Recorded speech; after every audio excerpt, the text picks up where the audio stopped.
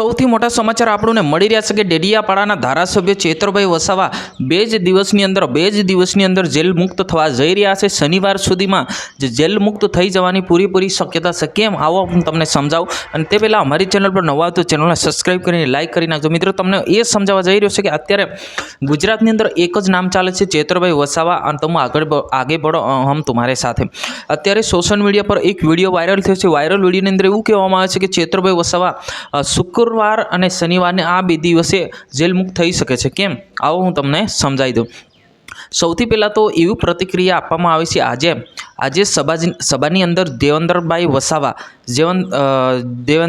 વસાવા દ્વારા એવું કહેવામાં આવ્યું છે કે ચેતરભાઈ વસાવા અને એમના સહિતને 9 લોકોને સજા થઈ છે।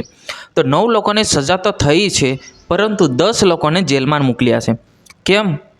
કેમ કે 10 લોકોને એમને જેલમાં નાખ્યા છે, તો પહેલાં તો વકીલ સાહેબ પર સજા થવી જોઈએ છે। આ રીતના પ્રતિક્રિયા આપવામાં આવી છે। આ સોશિયલ મીડિયાના આધારિતથી જે સમાચાર આપણને મળી રહ્યા છે, એ તમામ સમાચાર સોશિયલ મીડિયાના આધારિત તમને હું બતાવી રહ્યો છે કે અત્યારે મોટો નિર્ણય લેવામાં આવ્યો છે અને 2 તારીખે મોટામાં મોટી સભા પણ થવા જઈ રહી છે। આખા ગુજરાત રાજ્ય અને મહારાષ્ટ્ર અને મધ્યપ્રદેશ 3-4 રાજ્યોના લોકો ત્યાં આગળ આવી રહ્યા છે। પરંતુ અત્યારે મોટા સમાચાર જે રીતના મળી રહ્યા છે કે ભાઈ કે 10 લોકોને જેલમાં કેમ નાખવામાં આવ્યા છે, કે ચેતરભાઈ સહિતના જે 9 લોકોને નાખવામાં આવ્યા છે, પરંતુ 10 લોકોને કેમ નાખવામાં આવ્યા છે, આવો હું તમને સમજાવી દઉં। 10 લોકોને એટલા માટે આવ્યા છે કે 18 વર્ષનું બાળક હતું, એ બાળક પણ જેલમાં છે।